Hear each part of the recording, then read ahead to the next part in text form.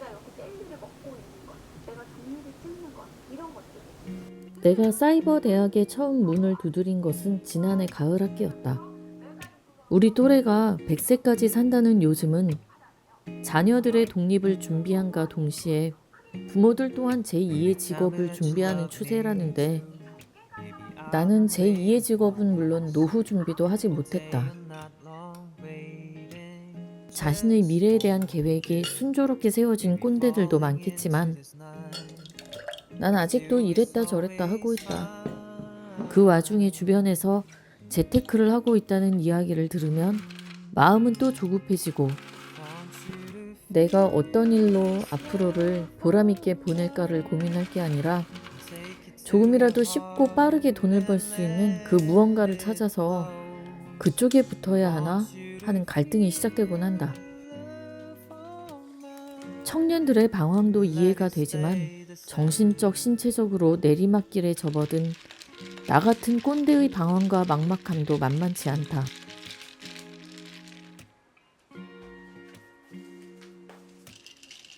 그래도 한 번뿐인 인생에서 가장 행복한 것이 무엇일까를 생각해보면 또다시 결론은 마찬가지이며 나 스스로에게 이렇게 말하게 된다. 내가 죽을 때 후회하지 않으려면 보람 있는 어떤 경험을 하고 싶다는 것. 그리고 나는 아직 건강하고 아직도 늦지 않았다고.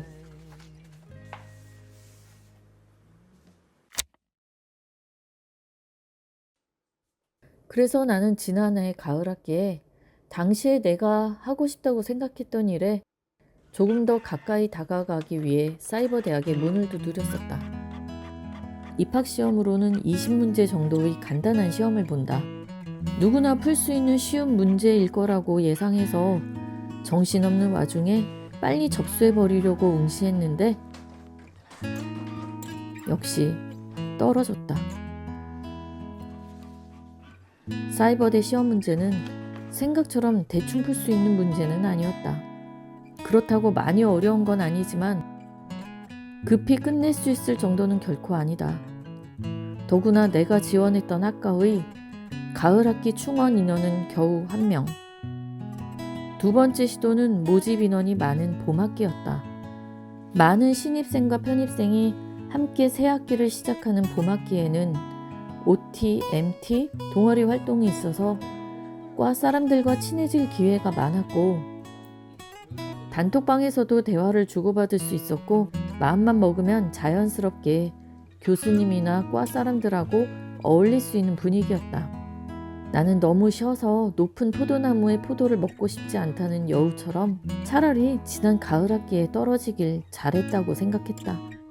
물론 지난해의 뼈아픈 경험이 있었기 때문에 두 번째 응시를 할 때는 마음의 준비를 단단히 하고 조용히 집중할 수 있는 곳에서 경건하게 시험을 치렀다. 내가 사이버대에 지원한 이유를 말하자면 좀 긴데 아이들이 초등, 중등생이었을 때 4년 정도 나는 카페를 운영한 경험이 있다. 1인 가구가 많아지는 요즘 카페라는 곳은 음료를 팔고 약속하는 장소로만 이용되는 곳이 아니라 동네 사람들에게 활력을 주는 장소가 될 수 있다는 것을 알았다. 큰 돈은 아니지만 그럭저럭 나는 만족스러운 매출을 경험하며 많은 사람들이 이런 카페를 창업하면 외로운 사람도 줄어들고 더 따뜻하고 밝은 동네가 될 것 같다고 생각했었다. 언젠가는 이런 프랜차이즈 카페를 만들고 싶어서 그게 정 안 되면 그냥 카페 창업 컨설팅이라도 하려는 목적으로 경력에 한 줄이라도 더 넣자는 생각에서 외식 창업 프랜차이즈 학과에 지원했다. 결과적으로는 경력 한 줄에 만족했다기보다 혼자 공부했다면 많은 시간과 노력을 들였어야 했을 깊이 있는 내용들을 짧은 시간에 공부할 수 있었다는 것이 무엇보다도 만족스러웠다. 특히 커피 분야에서는 개인적으로도 많은 책을 구입해 오랫동안 공부해왔고 좀 더 샅샅이 알고 싶어 수강했던 과목인데 깊이 있는 내용들을 짧은 기간에 심플 명료하게 정리할 수 있어서 조금 감탄하기도 했었다.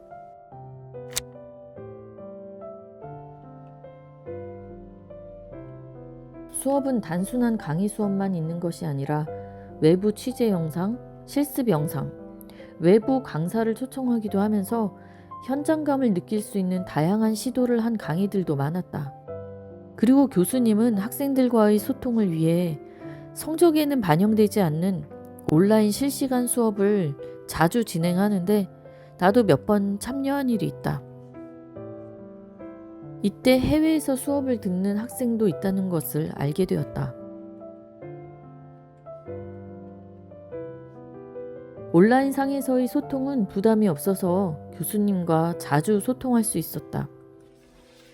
그리고 교수님들은 강의에 많은 열정을 쏟아붓고 있음이 느껴졌는데 그도 그럴 것이 학기가 끝날 때 강의 평가가 이루어지고 수강 신청을 할 때 평가 내용이 모두 공개되는 것이 어느 정도 작용하는 것 같기도 하다.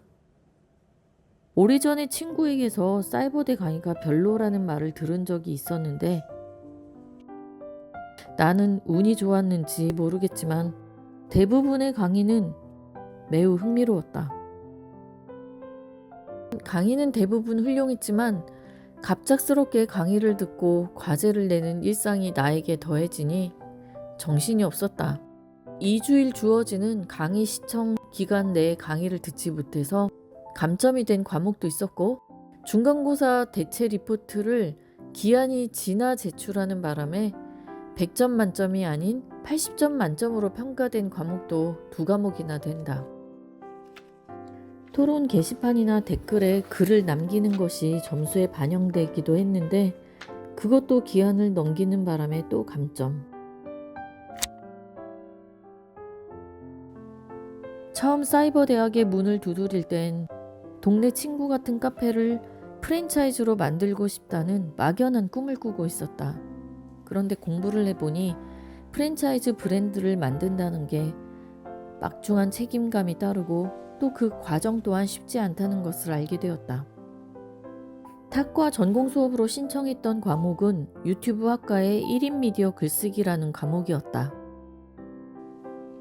이 과목은 매주 업데이트를 기다리고 가장 먼저 강의 시청을 할 만큼 흥미로웠고 유튜브 채널을 운영 중인 나에게는 큰 위로와 도움이 되었다. 그래서 요즘엔 오히려 유튜브에 더 많이 관심이 생겼고 변덕스럽게도 유튜브 학과를 복수 전공해서 유튜브 강사가 되겠다는 꿈을 꾸고 있다. 처음에는 유튜브 학과가 있는지도 모르고 이 학교에 등록했지만 내가 선택한 사이버 대학에 유튜브 학과가 있었다는 것이 참 다행스럽다는 생각이 들었다. 참고로 복수 전공을 하려면 학기 성적 평점이 3.0 이상이어야 가능하다. 지난 학기에는 많은 실수가 있었지만 다행히 3.0을 넘겨서 복수 전공 신청은 할 수 있게 되었다. 사이버 대학은 다른 전공 과목도 많이 수강할 수 있기 때문에 학교를 고를 때에는 관심 분야의 전공이 있는 학교를 선택하는 것이 좋겠다는 생각이 든다.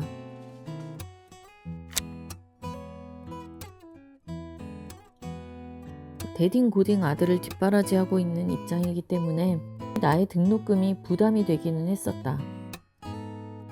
사이버 대학의 한 과목 수업료는 대략 24만원 정도, 보통 한 학기에 6과목 정도 수강하면 제때에 졸업할 수 있다. 그런데 지난 학기엔 국가 장학금이란 것을 신청해서 대부분을 환불받을 수 있었다. 국가 장학금은 소득 수준에 따라 지원되는데 사이버 대학은 등록금이 일반 대학에 비해 많이 저렴하기 때문에 등록금의 대부분을 환불받을 수 있게 된다. 나의 지난 학기 성적은 A뿔, B뿔, B뿔, C뿔. 환산 점수가 80점 이상이면 다음 학기에도 장학금을 받을 수 있겠지만 강의 출석, 과제, 댓글 참여를 기간 내에 제출하지 못해서 78점이다. 이번 학기에는 장학금을 받지 못한다. 다음 학기부터 출석, 과제, 토론, 댓글을 제때 하게 되면 장학금을 받을 수 있을 거라 생각한다. 감점은 많았지만 시험 점수는 나쁘지 않은 편이었는데 교환을 읽으면서 다시 간략하게 나만의 요약 정리본을 만들었고 시험 볼 때는 간략한 정리본을 참고하면서 시험을 보는 것이 요령이라면 요령이다. 사실 학교 측에서 강의 출석 인정 기간이 언제까지며 어느 과목에 새로운 공지사항을 검토해라. 다음 주엔 무슨 과목 시험이 있다. 오늘이 시험인데 밤 12시까지 꼭 응시해라 등등의 문자나 카톡을 거의 매일 보내고 있는데 이것만 잘 확인했어도 나 같은 참사는 벌어지지 않았을 것이다. 국가장학금에 대해서도 신청 방법에 대한 안내와 홈페이지를 링크할 수 있도록 문자를 수시로 보내온다. 입학 후 첫 학기에는 8분위 내에 속한 계층 모두가 등록금 거의 전액을 지원받을 수 있으니 입학이나 편입하고 첫 학기엔 무조건 신청해야 한다. 이후에 성적이 안 돼서 장학금을 받지 못한다고 해도 대한민국 국민이라면 누구나 최소 30%는 할인 혜택을 받을 수 있다. 참고로 통신대학의 수업료는 한 학기에 보통 35만 원 내외로 더 저렴한데 통신대학은 전통적인 전공 과목들이 많은 편인 것 같고 사이버대학에는 좀 더 트렌디한 전공이나 특색 있는 전공들이 많은 것 같다. 통신대학도 공부하기가 그리 쉽지만은 않다는 얘기를 들은 적이 있다. 사이버대학이지만 학생증을 발급받을 수 있고 세종사이버대학에 지원했던 나는 세종대학교 내의 도서관 입장도 가능했지만 너무 멀어서 이용해 본 적은 없다. 대신 교보문고, 예스24, 웅진, 북큐브 등의 이북을 무료로 이용해 볼 수 있다.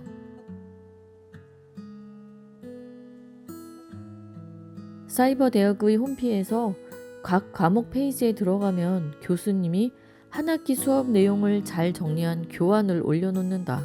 제본까지 해놓은 교환을 2만 원 정도에 구입할 수도 있는데 나는 그냥 프린트해서 사용했다.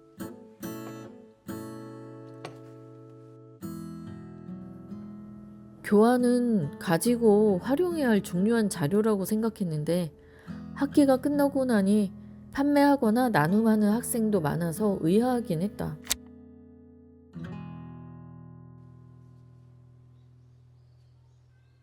사이버대학의 공부는 대충대충 해도 될 거라고 생각했던 나는 이번 학기를 보내면서 그것이 큰 착각이었다는 것을 알았다. 다음 학기에는 매일 일정하게 하루 1시간 정도는 시간을 내어 반드시 강의를 듣고 감점되는 일이 없도록 하리라 마음먹었다. 그리고 이번 학기에는 너무 어려운 과목을 많이 신청했던 것도 실수였다. 쉬운 공부는 없겠지만 다음 학기에는 조금 가볍게 들을 수 있는 과목을 적절히 섞어야겠다. 엄마, 나 이거 중간고사 성적 보니까 근근히 한 학기를 마친 요즘 아들들을 보고 있노라면 그저 부럽다. 지금이 아들들에겐 무엇이든 자유롭게 도전해 볼 수 있는 평생의 가장 소중한 시간이라는 것을 아마 모를 것이다. 나도 그랬으니까. 힘들긴 하지만 그래도 나는 아직 건강하고 새로운 경험과 도전을 해볼 수 있고 보람 있는 순간들을 맞이하게 될 가능성이 충분하니 얼마나 다행스러운지 모른다. Baby, you and me, we could fall in love slowly. Let me into your arms and hold me tight. Falling into the night with you.